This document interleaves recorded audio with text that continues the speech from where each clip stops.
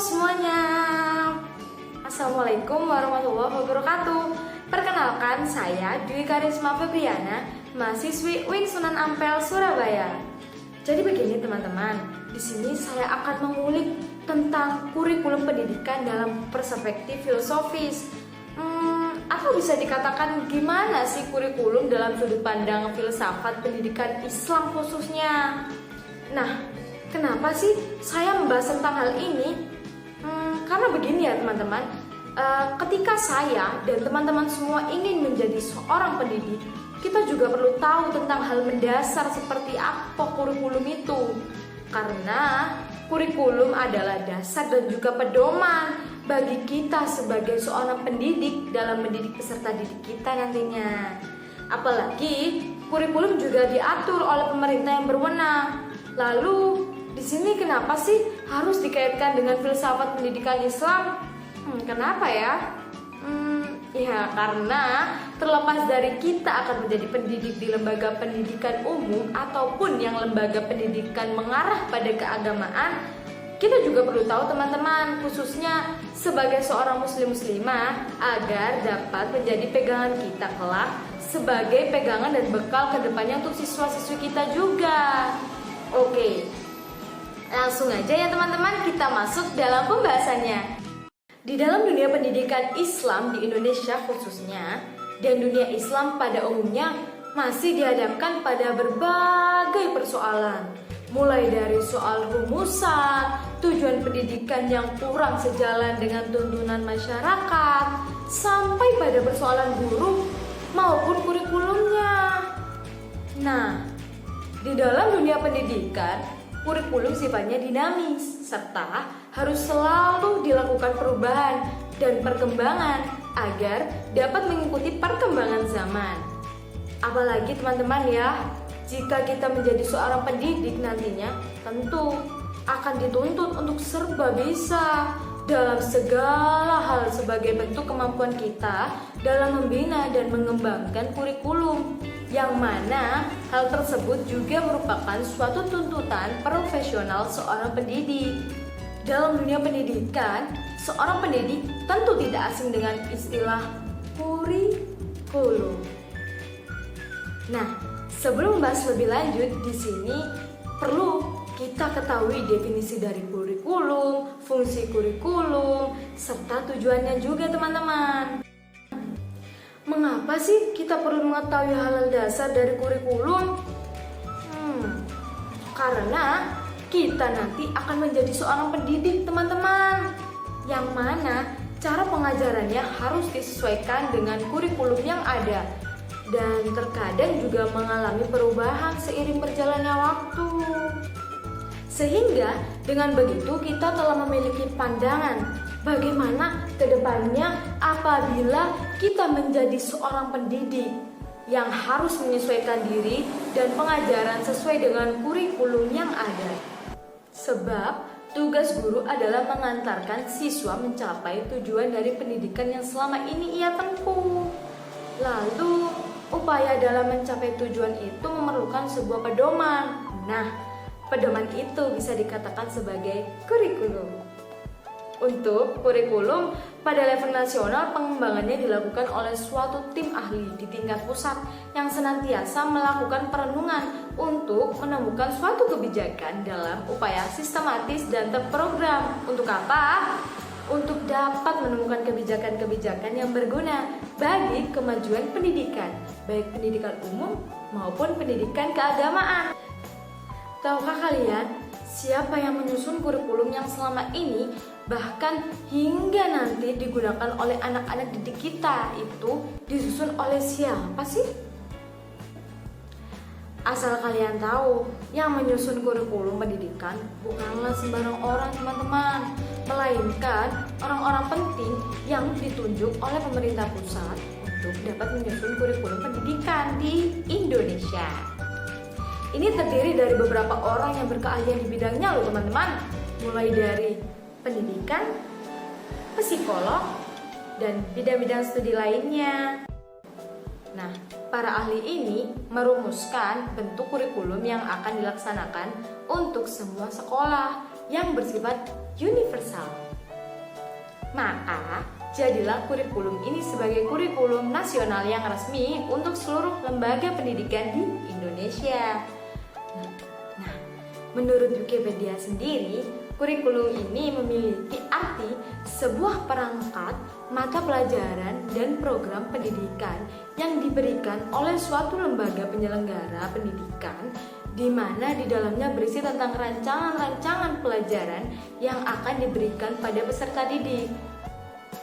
Jika sebagai seorang guru atau pendidik, kita tidak berpedoman pada kurikulum yang berlaku, maka pengajaran yang kita berikan akan tidak terstruktur dan siswa akan kesusahan dalam menyesuaikan diri dengan uji coba yang diselenggarakan di lembaga pendidikan yang lainnya.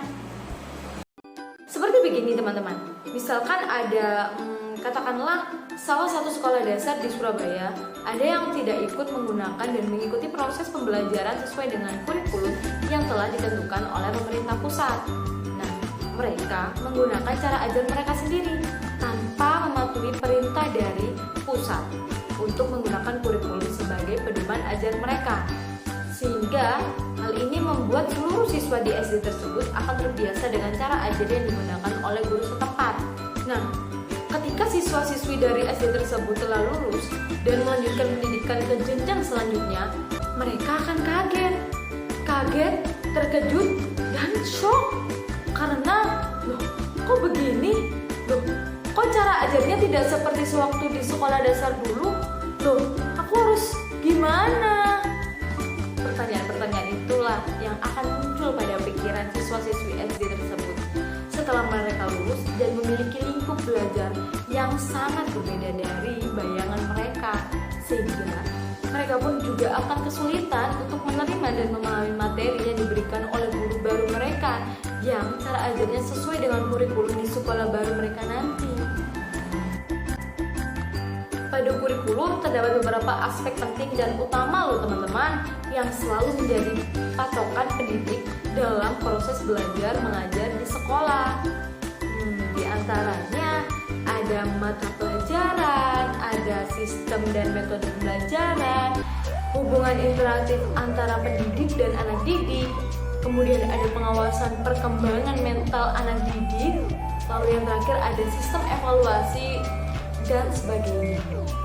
Selain itu, dengan adanya kurikulum, maka dianggap berfungsi sebagai fasilitas dalam mengukur keahlian individu serta menangkap materi ketika pembelajaran. Nah, teman-teman, kurikulum juga tidak dapat lepas loh dengan pengejaran sasaran yang membuat peserta didik harus bisa menguasai bermacam buku pedoman pelajaran seperti LKS dan buku pelajaran lainnya dengan gampang dan tanggap. Pemerintah membuat dan menyusun kurikulum bukan semata-mata untuk kepentingan pribadi atau bahkan menyusahkan pendidik maupun peserta didik, tetapi bertujuan untuk mewujudkan peserta didik atau siswa yang berintegrasi. Selain itu, peserta didik menjadi tahu tentang sistem belajar yang tengah diterapkan, sehingga dapat membuat mereka berpikir untuk dapat melanjutkan pendidikan selanjutnya atau tidak. Menurut Sukmadinata dalam bukunya yang berjudul Pengembangan Kurikulum, Teori dan Praktek, ada pun konsep yang dianut oleh Sukmadinata dalam menerapkan kurikulum pada pendidikan di Indonesia, yaitu ada kurikulum sebagai substansi, kurikulum sebagai sistem, dan kurikulum yang dinamis. Nah, maksudnya gimana sih tentang 3 prinsip itu tadi? Nah, jadi teman-teman, maksudnya tuh begini, kurikulum sebagai substansi adalah rencana kegiatan belajar para siswa di sekolah yang mencakup rumusan-rumusan tujuan, bahan ajar, proses kegiatan pembelajaran, jadwal dan hasil evaluasi belajar siswa. Nah, konsep kurikulum seperti ini itu telah disusun oleh para ahli dan disepakati oleh para pengambil kebijakan pendidikan dan masyarakat sebagai bagian dari hasil pendidikan yang disepakati bersama. Lalu yang kedua ada kurikulum sebagai sistem. Maksudnya tuh begini ya teman-teman. Di dalamnya terdapat rangkaian konsep tentang berbagai kegiatan pembelajaran yang masing-masing unit kegiatan saling berkaitan secara koheren dengan lainnya. Kurikulum itu sendiri memiliki korelasi dengan semua unsur dalam sistem pendidikan secara keseluruhan. Kemudian yang terakhir ada kurikulum dalam konsep yang dinamis. Nah, dinamis yang bagaimana sih?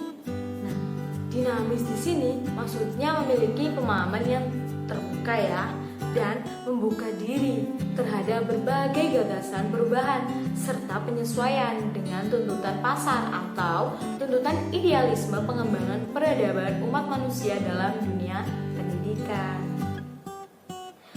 Selanjutnya, karena pada semester ini terdapat mata kuliah filsafat pendidikan Islam yang juga berkaitan dengan kurikulum pendidikan, maka kita akan ulik sejenak ya, teman.